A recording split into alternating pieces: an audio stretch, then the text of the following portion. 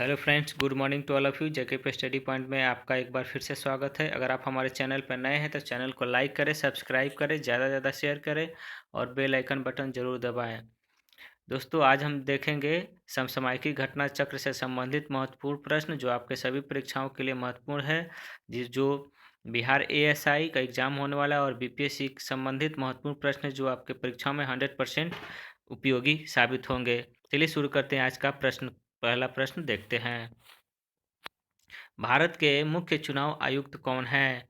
तो भारत के मुख्य चुनाव आयुक्त सुशील चंद्र हैं। ठीक है, सुशील चंद्र से संबंधित कुछ मुख्य बातें को देखते हैं।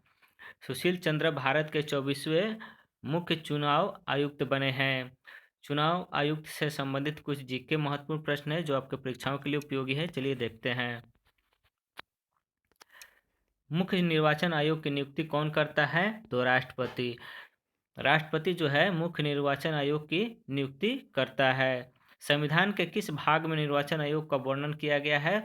तो भाग 15 में का वर्णन संविधान का वर्णन किया गया है। संविधान के किस अनुच्छेद में निर्वाचन आयोग का वर्णन किया गया है? तो संविधान के अनुच्छेद कितने में? तो 324 में निर्वाचन आयोग का वर्णन अनुच्छेद 324 में किया गया है।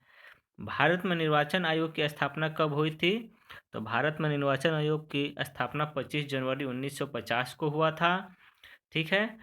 भारत में राष्ट्रीय मतदाता दिवस कब मनाया जाता है? तो भारत में मतदाता दिवस 25 जनवरी को मनाया जाता है। इसे याद रखना दोस्तों। भारत के मुख्य निर्वाचन आयुक्त का कार्यकाल कितना होता है? तो भारत में निर्वाचन आयोग का मुख्य कार्यकाल 6 वर्ष का होता है या 65 वर्ष की आयु तक इनका कार्यकाल होता है भारत के निर्वाचन आयुक्त का। ये प्रश्न सारे परीक्षाओं में आपके 100% छपते हैं, इसे याद रखना दोस्तों। संविधान के किस अनुच्छेद में निर्वाचन आयुक्त के शपथ के बारे में बताया गया है? तो निर्वाचन आयुक्त के शपथ के बारे में अनुसूची 3 में बताया गया। संविधान के किस अनुसूची में निर्वाचन आयोग के शपथ को बताया गया है? तो अनुसूची 3 में। किस संविधान संशोधन द्वारा मतदान करने की आयु 21 वर्ष से घटाकर 18 वर्ष कर दिया गया? तो 61वें संविधान संशोधन के द्वारा क्या किया गया? 1989 में जो पहले उम्र 21 वर्ष था मतदान करने का, उसे घटाकर 61वें संविधान संशोधन के द्वारा 18 वर्ष कर दिया गया 1989 में। ठीक है। अब आइए, इस ईवीएम इलेक्ट्रॉनिक वोटिंग मशीन यानी का प्रयोग सबसे पहले किस राज्य में हुआ था? तो केरल के पारूल में। ईवीएम मशीन का सबसे पहले प्रयोग केरल राज्य के पारूल में हुआ था, इसे याद रखना दोस्तों। अगला प्रश्न देखते हैं। किस संस्था ने world in 2030 public survey report को जारी किया है? तो इस रिपोर्ट को यूनेस्को ने जारी किया है। किस रिपोर्ट को? तो world in 2030 public service report को यूनेस्को ने जारी किया है। यूनेस्को से संबंधित कुछ मुख्य बातें हैं, आइए जानते हैं। यूनेस्को द्वारा मई 2020 सितंबर 2020 के बीच किए गए सर्वेक्षण के आधार पर यह रिपोर्ट जारी किया गया है। इस रिपोर्ट के अनुसार जलवायु परिवर्तन, हिंसा, संघर्ष, जैव विविधता हानि और भेदभाव, असमानता, पानी और आवास, भोजन की कमी 2030 तक शांतिपूर्ण समाज के लिए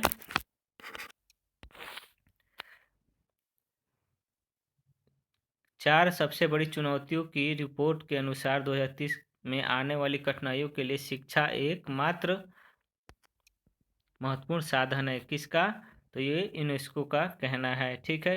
यूनेस्को का अर्थ होता है United Nation Education Scientific and Cultural Organization. Hindi में इसे कहा जाता है संयुक्त राष्ट्र शैक्षणिक, वैज्ञानिक और सांस्कृतिक संगठन। यूनेस्को की स्थापना होती है आपको 16 नवंबर 1945 को। ठीक है। अगला प्रश्न देखते हैं इससे संबंधित।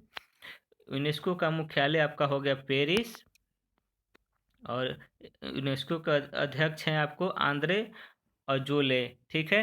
अंतर्राष्ट्रीय खाद्यान्न जागरूकता दिवस कब मनाया जाता है? तो 4 अप्रैल को। अंतर्राष्ट्रीय खाद्यान्न दिवस कब मनाया जाता है अगर पूछा जाए आपसे? तो 4 अप्रैल को। और अंतर्राष्ट्रीय जागरूकता दिवस का थीम क्या होगा अगर पूछ दे आपसे परीक्षा में, तो दृढ़ता और भागीदारी और प्रगति। इसका अंतर्राष्ट्रीय जागरूकता दिवस की थीम था दृढ़ता, भागीदारी और प्रगति। ठीक है। इंडियन इंडियन अचीवर्स अवार्ड 2021 से सम्मानित किया गया है। तो ये अवार्ड सम्मानित किया गया जसपाल सिंह को। किसे? तो जसपाल सिंह को इंडियन अचीवर्स अवार्ड 2021 से सम्मानित किया गया है जसपाल सिंह को। जसपाल सिंह को इंडियन अचीवर्स अवार्ड भारतीय शिक्षा में अहम भूमिका किसमें दिया गया है इनको ये अवार्ड? तो भारतीय शिक्षा में अहम योगदान के लिए दिया गया है। अगर आपसे पूछ दे कि जसपाल सिंह को इंडियन अचीवर्स अवार्ड 2021 किस के अहम योगदान में दिया गया है, तो भारतीय शिक्षा में अहम योगदान के लिए दिया गया है। आइए जानते हैं टॉप 5 पुरस्कार के बारे में देखते हैं। कोरोना के दौरान उत्कृष्ट कार्यों के लिए किस शहर को स्मार्ट सिटी अवार्ड 2021 से सम्मानित किया गया है? तो वह है देहरादून। महाराष्ट्र भूषण पुरस्कार 2021 से किसे सम्मानित किया गया है? तो आशा भोसले को महाराष्ट्र भूषण 2021 से सम्मानित किया गया है। हिंदी उत्कृष्ट साहित्य कार्य के लिए व्यास सम्मान 2020 से किसे सम्मानित किया गया है? तो प्रोफेसर शरद पगारे को हिंदी उत्कृष्ट साहित्य कार्य के लिए 2020 से सम्मानित किया गया, व्यास सम्मान से सम्मानित किया गया है। 2020 का गांधी शांति पुरस्कार किसे दिया गया है? तो ये पुरस्कार आपको बंगबंधु शेख मुजीब रहमान को दिया गया है 2020 का गांधी शांति पुरस्कार। ठीक है।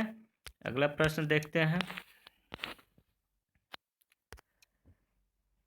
67वें राष्ट्रीय फिल्म पुरस्कार 2021 सर्वश्रेष्ठ फिल्म राष्ट्रीय पुरस्कार किसे मिला है? तो ये वाटर बोयूरियल मूवी को 67वें राष्ट्रीय फिल्म पुरस्कार मिला है। अंतर्राष्ट्रीय बुकर पुरस्कार 2021 किसे दिया गया है?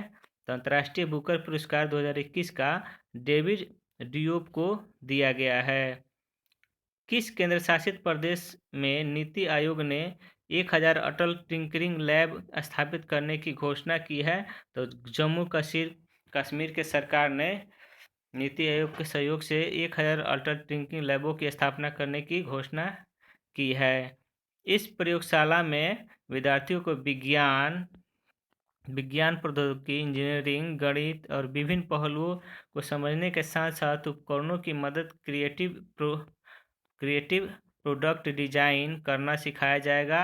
ये लैब 3D प्रिंटिंग और आर्टिफिशियल इंटेलिजेंस और रोबोटिक तकनीकों को छात्रों के रूबरू होने का मौका देती है। ठीक है। अगला प्रश्न देखते हैं। कौन सा देश दुनिया की पहली पूरी तरह पेपरलेस सरकार यानी 100% पेपरलेस बनी है? तो ये संयुक्त अरब अमीरात यानी कि UAE की सरकार यानी अरब अमीरात की सरकार ने 100% पेपरलेस सरकार बनी है। अंतर्राष्ट्रीय तटस्थता दिवस कब मनाया जाता है? तो अंतर्राष्ट्रीय तटस्थता दिवस 12 दिसंबर को मनाया जाता है। अत्याचार के विरुद्ध राष्ट्रीय हेल्पलाइन नंबर 14566 की शुरुआत किसने की है? तो सामाजिक एवं न्याय अधिकारिता मंत्रालय ने। अत्याचार के विरुद्ध राष्ट्रीय हेल्पलाइन नंबर 14566 की शुरुआत किसने की है? तो सामाजिक न्याय एवं अधिकारिता मंत्रालय ने। ठीक है। इससे संबंधित कुछ फैक्ट है, जानते हैं। देश में अनुसूचित जाति जनजाति और वर्ग के खिलाफ अत्याचारों को रोकथाम के लिए इससे संबंधित मामलों पर नज़र रखने के लिए केंद्र सरकार ने हेल्पलाइन नंबर 24 शुरू की है, जो 24 घंटा सेवा प्रदान करेगी। और आपका वर्तमान में सामाजिक अधिकारिता मंत्री वीरेंद्र कुमार को बनाया गया है और हैं। ठीक है। अगला प्रश्न देखते हैं। धन्यवाद दोस्तों। अगर आपको वीडियो अच्छी लगे तो वीडियो को लाइक करें, सब्सक्राइब करें, ज़्यादा से ज़्यादा शेयर करें। धन्यवाद।